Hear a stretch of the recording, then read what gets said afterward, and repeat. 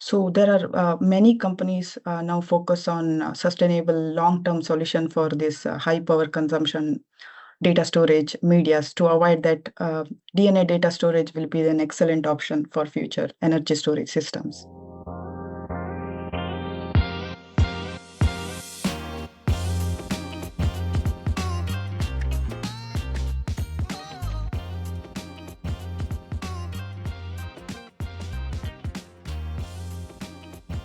In this episode of Embedded Insiders, Dr. Kavya Karamain, a postdoctoral researcher in materials science and engineering, and Dr. Bed Pudel, a research professor at Penn State University, joined the podcast to share their work exploring something that sounds almost futuristic, but it's quickly becoming very real.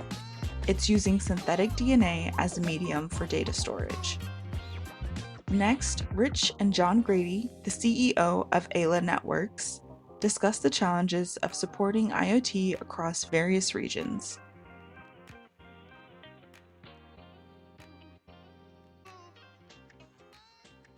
Hello, everyone, and welcome back to the Embedded Insiders podcast. I am Assistant Managing Editor Tiara Oliver, and this week I am not joined by Ken, he is away, but I just wanted to remind everyone that the CRA virtual conference hosted by Embedded Computing Design takes place next week on Thursday, June 25th, and we'll be diving into a range of topics that cover cybersecurity compliance for embedded engineers.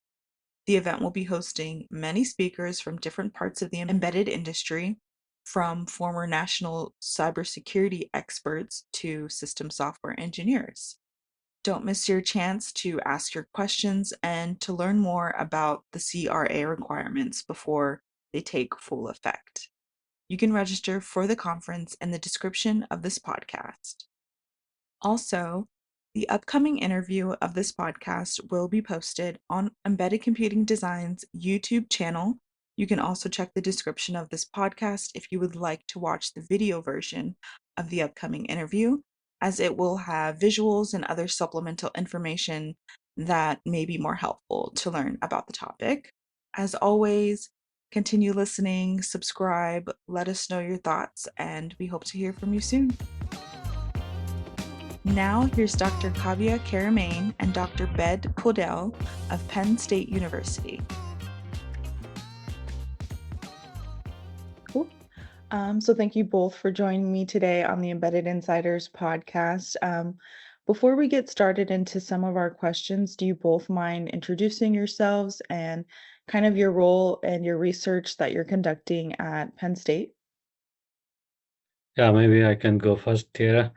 Yeah, nice to be in your platform. Thank you so much for contacting us. Bed Podel, I'm a research professor in material science and engineering at Penn State University. So I'm PI of this project, and Kavya is the one who really did the technical work on this program, and she can introduce. But my research is primarily on energy materials in general. I work with various types of materials and technologies, and this is one of them we have done recently. Kabe, you want to introduce yourself? Yeah. Hi, Tiara. Thanks for having us today, and it's an exciting opportunity to talk about DNA data storage. I'm Kavya Keramane. I'm a postdoctoral researcher in the Department of Material Science and Engineering at Penn State. And my research background is in optoelectronics and photovoltaics, especially in energy storage and conversion, memory storage, and biomimetic sensing. So my current research focus on DNA semiconductor-based memory storage device development and fabrication um, uh, to develop ultra-low power next-generation memory devices. Amazing. So one of the many reasons I wanted to have you both on the podcast today, as many in our industry and the readers and listeners on our website and our podcast know, there's an obvious increase in data. And especially with this growth of AI and edge computing applications, we're starting to hear more about like a global memory shortage. And we have the traditional technologies like Flash and DRAM. which are powerful, but there's, limits around scalability and power and density. So I kind of want, for my first question, if you could, either of you explain, what synthetic DNA-based data storage is, and kind of how this biological material differs and compares to like traditional silicon-based memory like flash and DRAM. Okay, certainly I would like to answer this. Synthetic DNA data storage is a technological process which use artificially or customized synthetic DNA molecules where we can store the data or information. So traditionally in computers, when we store the information, it will be in the form of bits that will be in a binary digits, either as 0 or 1. But in case of DNA, we have 4 nucleobases or 4 building blocks that's called adenine, guanine, thymine, and cytosine. So each of these positions can store or hold more information than a single bit.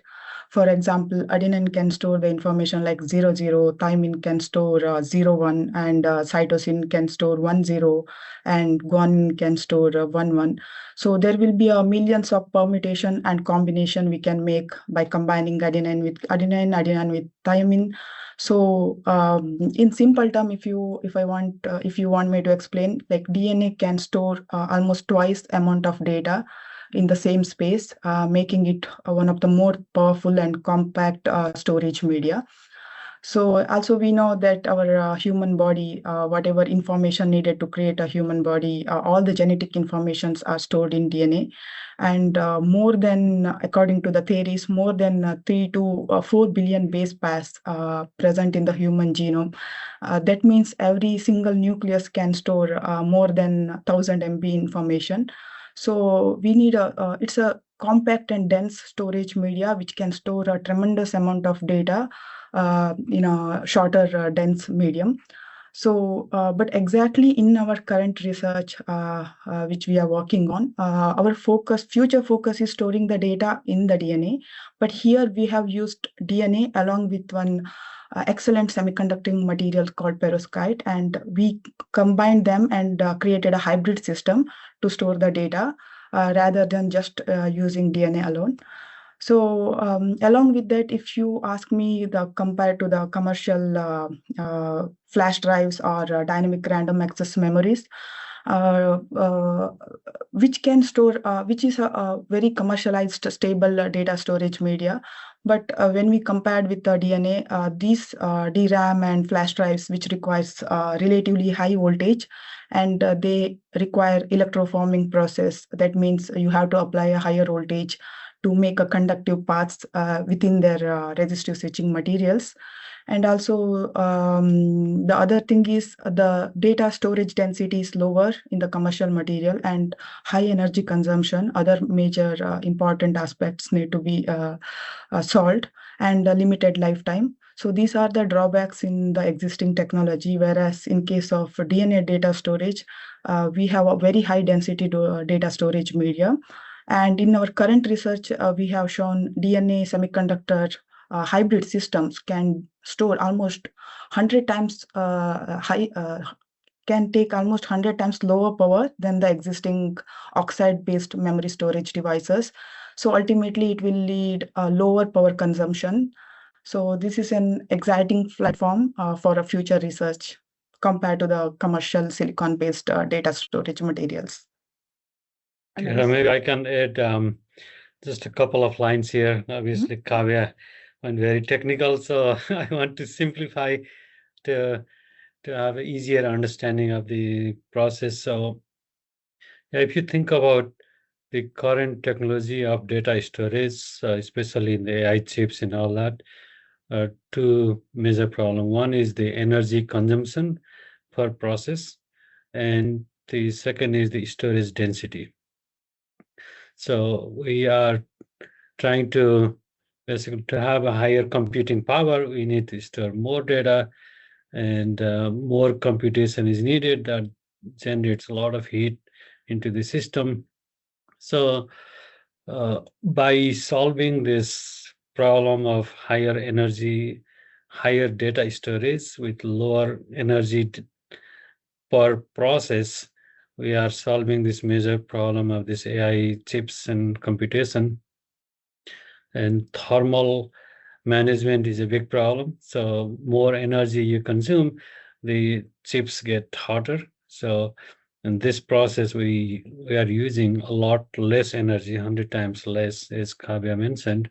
So that way, the thermal management problem would be a lot simpler. So the data storage center, they can operate, let's say, more comfortably, right? So that's the big thing about this research.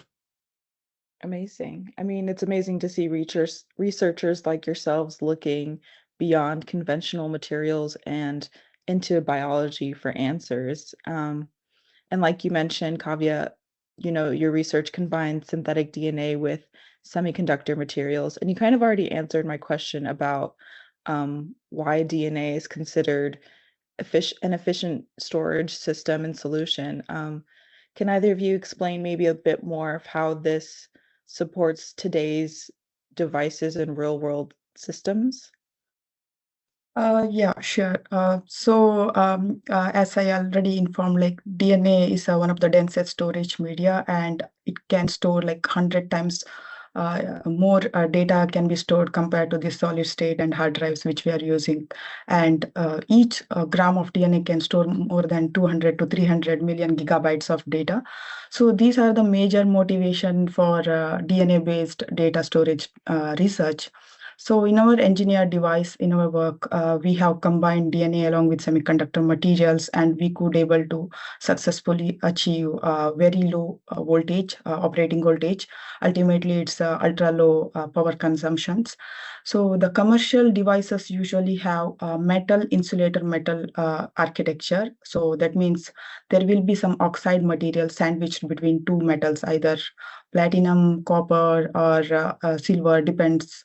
This is the commercial architecture for memory storage, resistive RAM device architecture. So we use similar architecture to create our devices by sandwiching DNA, hybrid DNA along with perovskites in between platinum and silver. And our devices have shown excellent properties, and of course it has a long-term future, like further improvement in the performance, scalability, stability, etc.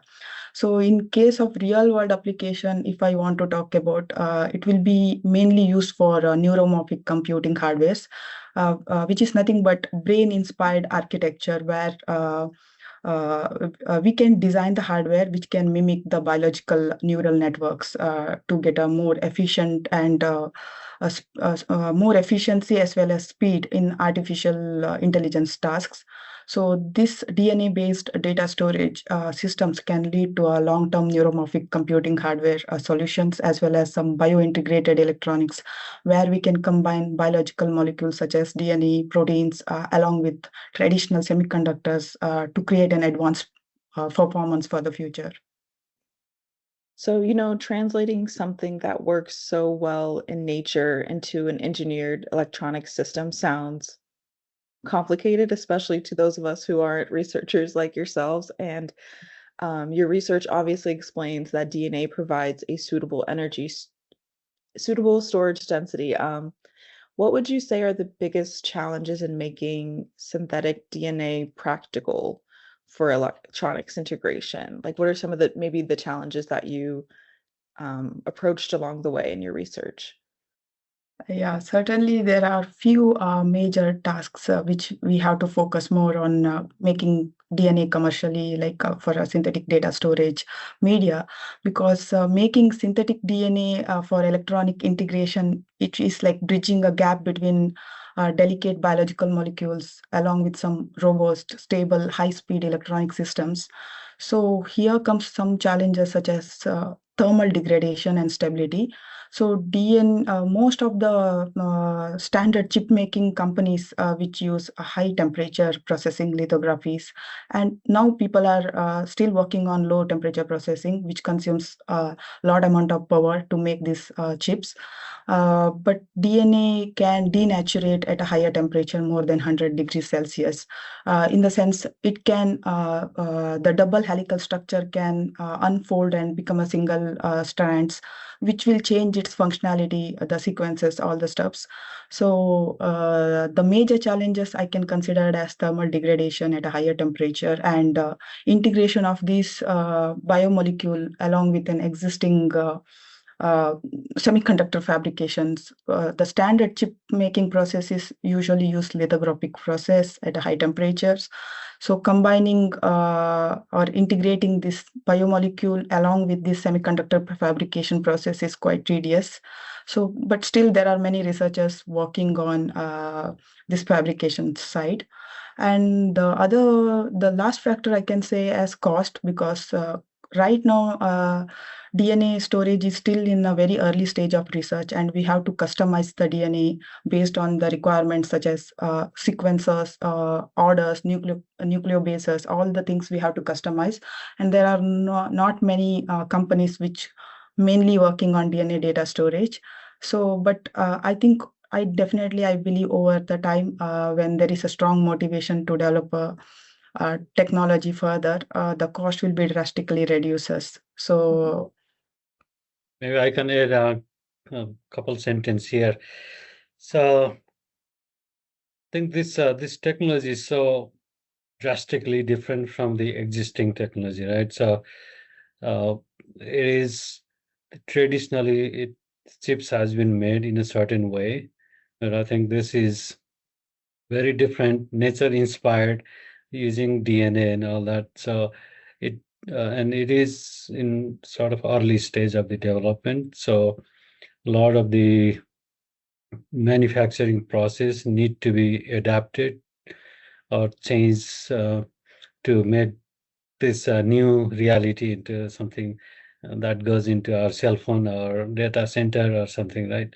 So I think the biggest thing is right now this is early stage, so there need to be probably some research and investment from the companies to adapt this process into their existing system. So that will be, I think, one of the probably main challenge before we see this into commercial product. Mhm. Makes sense. So kind of getting more into the material innovation, can you explain why you chose to use the material crystalline perovskite, if I'm saying that right, alongside Perovskite, yeah. perovskite, why you chose to use that alongside DNA? Certainly, I would like to talk more about this because I have worked on perovskite for different applications such as solar cells, photodetectors, organic light emitting diodes, sensors, and now memory storage devices. So Amazing. these organic, inorganic halide perovskites, they are an excellent semiconducting materials. They are crystals in the form of ABX3. That means we can combine different organic cation, inorganic cation, metal ions, and halides, and we can design their composition and play with different metal ions to reform the structure. And other things is we can design them either 0-dimensional, 1-dimensional, 2-dimensional, 3D, and n-dimensional. So particularly, we used 2-dimensional perovskites here for our work, and these materials have excellent charge transport properties, ionic conductivity, and band gap can be reduced based on the compositions. And their performance is mainly depends on their crystal quality and the compositions here. So I can quickly show one slide for a better explanation. So this is a device architecture we have done for our DNA-based data storage. So this is a crystal perovskites. They are 2-dimensional perovskites, and we specifically choose these perovskites because DNA is a complete biomolecule, and perovskite is an inorganic molecules. We have to have an interaction, intermolecular interaction between inorganic to organic. And in case of two-dimensional perovskite, we have this organic hydrophobic phenylethyl ammonium ion chains, where these molecules are bridging between inorganic perovskite and organic DNA molecules. They make an interaction and bonding between these two different organic and inorganic perovskites. So we have used this MIM structure, that is metal, insulator metal, where our resistive switching material is quasi 2D perovskites along with the DNA. So this is a basic device architecture we chose. And this resistive, the perovskites itself is a resistive switching materials because they have a defects. That means ions can easily move inside the devices. You doesn't need to externally put a voltage or electroforming process, which are commercially used for titanium oxide or hafnium oxide, all the commercial resistive switching devices. But in case of our material, these perovskites, they have a lot of defects and voids, so that it's an excellent material for resistive switching material for RAM, RE-RAM devices. So yeah. Yeah, and Awesome. in this, maybe if you stay in this slide for a little bit more. So this perovskite itself has been tested as a memory storage device. And DNA, obviously, we know it can store very high density and all that. But they themselves are not performing as good as when we combine them.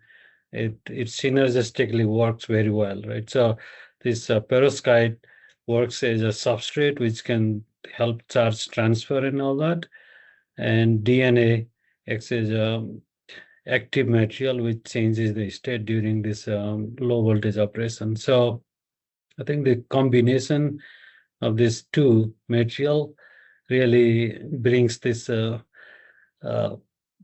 memory storage into the next level. So they themselves were not that much good, actually. They work themselves separately as well, but not as good. So combining these two makes the innovation very unique. Amazing. I mean, it's clear there's a lot of innovation happening at the material and device level. Um, but I guess my next question is, how close is this all to real world use? Where are we with synthetic storage DNA today? I know you mentioned that we're still in the early stages. But are you maybe plan to soon be looking toward viable prototypes and even potential products? Yeah, maybe I can quickly start with that. So there we have been discussing with some companies about how this can be made into close to chip level kind of integration and all that. So that process has already started. Also, we are going into some large proposals, hopefully that through government. So hopefully that can accelerate this process, making this into product. So yeah, I think the lab innovation has happened, and now we need to partner with companies and partner with government to make this into more viable prototypes and bringing this into reality. So Kavya, you can add more if you want to. So, as we have seen that, of course, the field is moving beyond the pure theory right now, and there are many future goals using DNA as just data storage or combining DNA with an existing RAM, resistive RAM materials such as titanium, hafnium, tantalum oxides, or some indium gallium zinc oxide field effect transistors. So making them work together, it mainly focus on developing new fabrication, low temperature fabrication process where we can get a hybrid devices with an exceptional storage as well as lowest power consumption. And also, I have seen recently, last year, there are many companies like startup companies focus on DNA data storage. For example, Atlas Data Storage is one of the company got a huge funding for DNA-based data storage research. And also, the another company called Iridia, which had some historical data, which has done a historical DNA data storage, and this was sent to moon using some dragonfly lander. So there are many companies now focus on sustainable long-term solution for this high power consumption data storage medias to avoid that DNA data storage will be an excellent option for future energy storage systems. Amazing. Speaking of the future, looking ahead, how do you both see DNA-based storage evolving, in the next couple of years? Yeah, so I think there are, this is obviously rapidly evolving field. So because of AI and data center, there is a need for the market, right? So you need to store data in a compact, high storage density using less power and making the process faster. So all of these are rapidly evolving and need of the market. So I think to bring some of this technology into reality, obviously there is a lot of investment needed. So we need to work with companies, need to work with government, and while maturing the technology further. So I think the future is obviously we need a lot of work before we can bring this into reality, because chips overall is very advanced, and there are companies they have infrastructure built for traditional technology. So this is somewhat different from what exists already. So they need to adapt and modify the products and process. So I think that will require some market adaptation as well. So, but I think eventually this new technology will pay off, and hopefully the companies see the value and invest heavily, and that's what we see. Hopefully that happens soon. Yeah.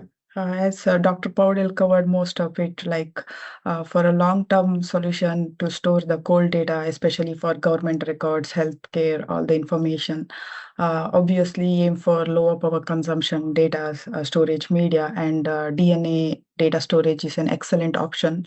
And there are many companies like iMac, which is working commercially to customize the DNA and increasing the slow writing speeds in the data storage.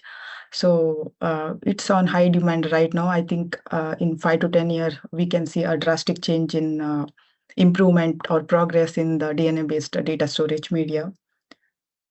Amazing. Those are all the questions I have for you both today, but as always, I'd like to ask if there's anything that you think I might have missed or anything else you'd like to add.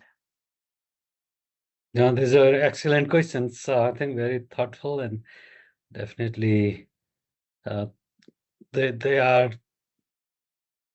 pressing questions, meaning that's what we need to solve in terms of moving forward. And this is new technology, needs a lot of research and innovation and support from industry and government. So hopefully that comes into fruition soon. Yeah, definitely. Well, thank you both for joining me today and sharing your knowledge and your expertise. I think this is definitely an area that we'll have to keep an eye on and see how it develops. But thank you both. I hope you both have a great day. Thank you, Tara. Thank you for having us today. It was great talking to you. Now, here's Rich and John Grady of Ayla Networks. Good afternoon, and welcome to the Embedded Executive Podcast. My name is Rich Nass. I am with Embedded Computing Design. My guest this week is John Grady, the CEO of Ayla Networks. How you doing, John? I'm great, Rich. Thanks so much for having me. My pleasure. So as I said in the pre-call, which I guess the audience isn't privy to, I had a history with Ayla Networks years ago, and it was a very good history, but we sort of went our different ways, and you have come into the fold here. So I'm really happy to be re-engaging. So let me first start a little bit about you. How long have you been with Ayla, and where were you before that? I've been with Ayla for a total of more than 4 years now. I just started my 3rd year as CEO, following in the footsteps of Jonathan Cobb, my predecessor. Prior to that, I was at a number of green tech companies in sales leadership roles. At ChargePoint, the leading provider of EV charging solutions, and at Solar Mosaic, which was known for their solar lending opportunities. So spent a lot of my time there, but functionally speaking, have a fair amount of experience in product and strategy. But the last 10 years have been focused on sales. And the 30-second elevator pitch of who is Ayla Networks? Ayla Networks is the largest domestic, fully integrated consumer IoT solution provider. We have more than 60 brands and have activated more than 15 million devices on our platforms around the world. We have devices in 200 plus territories and countries around the world. And our customer base stretches from my backyard here in San Jose to New Jersey, to Boston, to Europe, the Middle East, and China. And is your sweet spot in industrial, consumer, building automation, all the above? No, our strike zone is absolutely in the consumer smart home. Now, occasionally, our opportunities, because of success in that area, extend into small business or distributed businesses. But for the most part, our go-to-market strategy has really been focused on working with leading consumer brands who want a differentiated, connected experience, no matter where they are. And that could be a service provider, it could be a retailer who's looking to deploy a connected platform for a portfolio of devices, or it could be an individual brand like DeLonghi or SharkNinja, who bring a connected experience to market and then grow that substantially over time. Okay. I think working in the consumer space is a nightmare, and I would not want to be part of it. So I don't envy you. You're talking about users who are anywhere from a seasoned engineer to a senior citizen that just want something to plug in and work. But you mentioned that Ayla Networks is very global. So let's talk about how you operate in different regions where you have to where the regulations are very different. How do you make up? I was going to say make a product, but you're more of the what's the word I'm looking for? The backbone of the IoT. So how do you make that work in different places when all the regulations are different? Yeah, you're spot on. The regulations, not just by country, but even in the US here, we're starting to see the emergence of different state regulations. And so we really satisfy the highest common denominator here, the most stringent rules. And today, that's generally speaking GDPR. Most of the other regulatory agencies are taking the lead from our friends in Brussels. And so we're reflecting that. But wherever and whenever those regulations change, we have a security team as well as personnel located around the world in 5 different countries who monitor that regularly and work with our customers, work with their factories to ensure that we're not just staying compliant, but we're anticipating what's lurking around the corner. Yeah, that's what I was actually thinking. Do you have people who are on these boards who can help guide them to make sure that what they're doing is actually, well, we want it to be right for Ayla Networks. Is it right for the user as well? Yes, we do. We have representation on a number of standards bodies and regulatory bodies and so forth. So we have a voice. I certainly wouldn't want to over promote what we are able to contribute, but we present, I think, a really robust view of consumers' issues and balance that with those of our partners. So yeah, we're at the forefront of that. There's no doubt about that.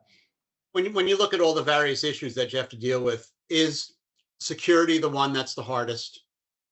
Yeah, more specifically, data privacy.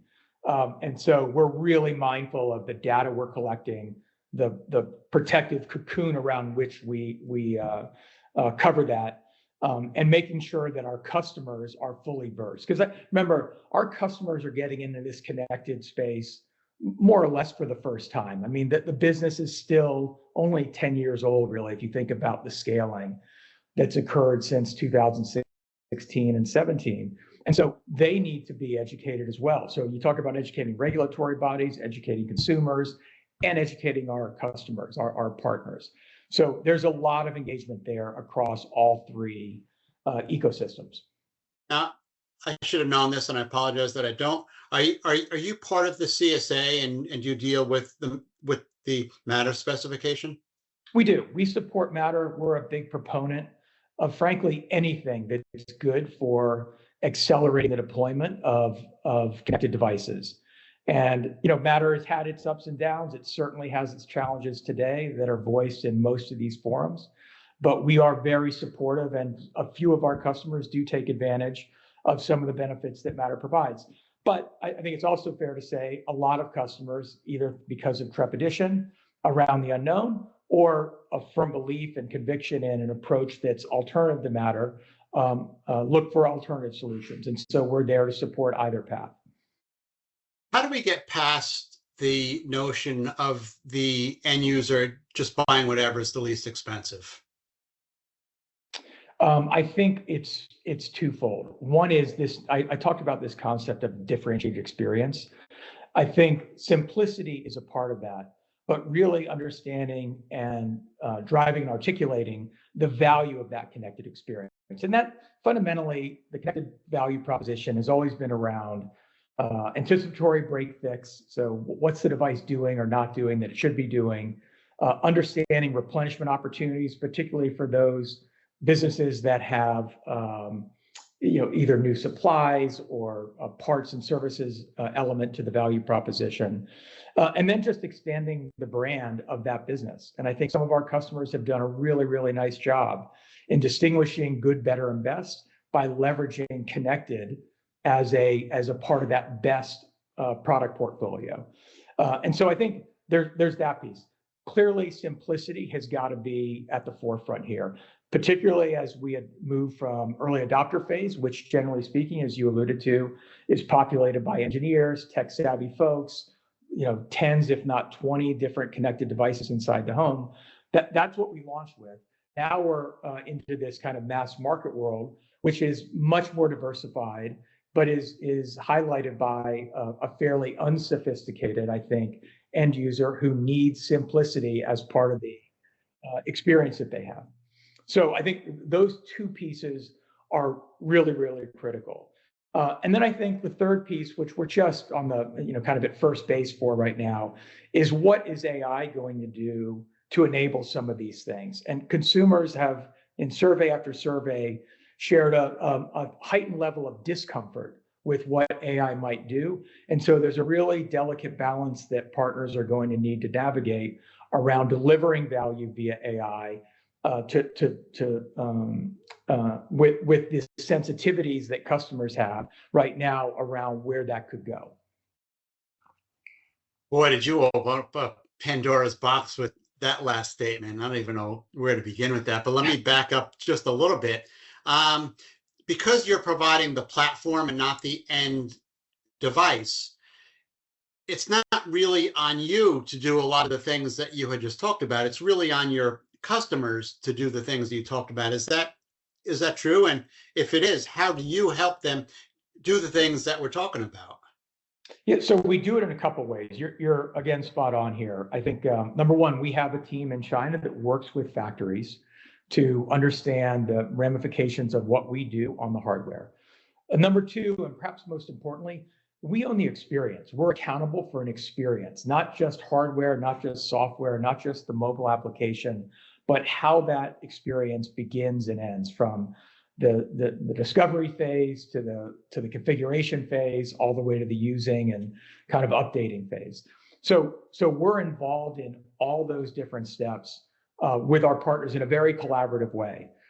We have teams that focus on the what I call the Holy Trinity: cloud, device integration, and mobile app. But some of our customers feel like they already have expertise in some of those areas, and so they don't necessarily rely on us.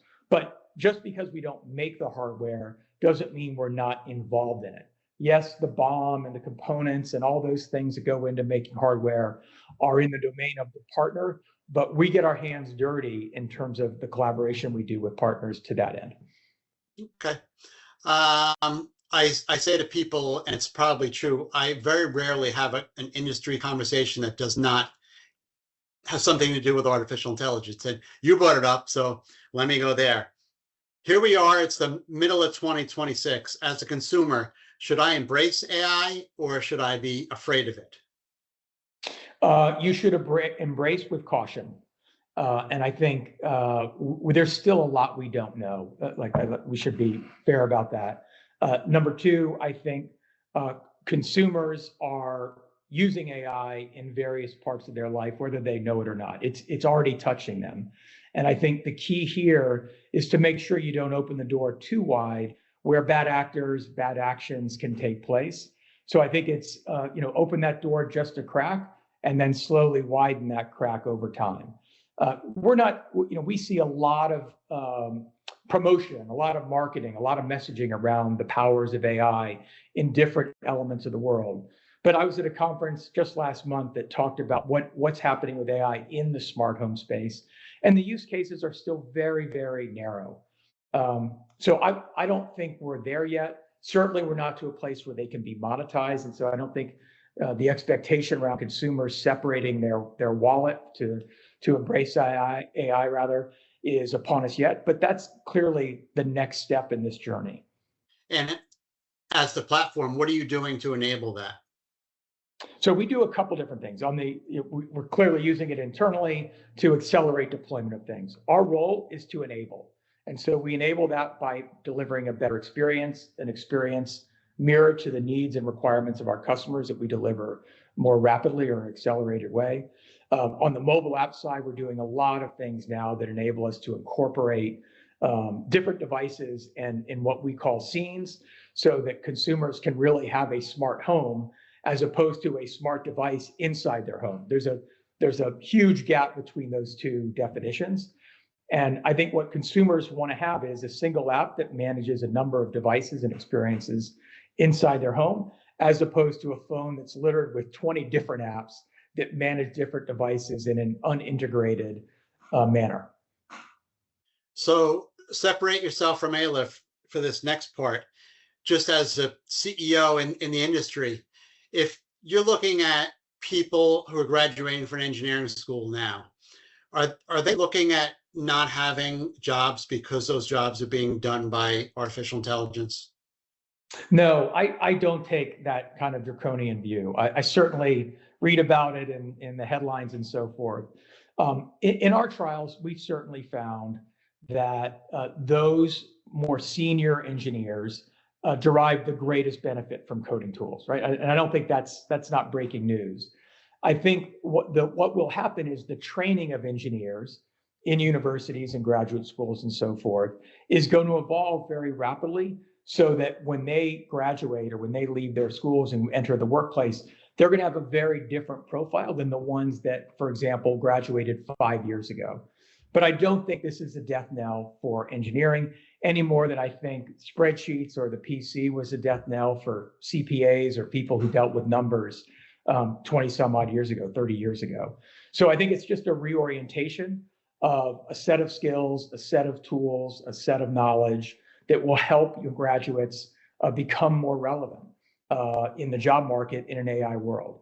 In the near term, will it be disruptive? Unequivocally. And I think, you see that in the hiring stats from colleges. My two children graduated from college in the last couple of years and saw a noticeably tighter market, in large part because of the uncertainty essentially associated with AI. And so I think companies, including Ayla, are looking at ways to rationalize the deployment of AI in a favorable consumer impacting manner. And that's going to have a derivative impact on university hiring and engineering hiring. Very good. Thank you very much, John. I appreciate you taking some time to educate the audience. Rich, thanks so much. That was John Grady. He is the CEO of Ayla Networks, and I'm Rich Nass with Embedded Computing Design. Thanks for listening to this edition of Embedded Insiders. For more daily news, videos, and podcasts, visit our website at embeddedcomputing.com.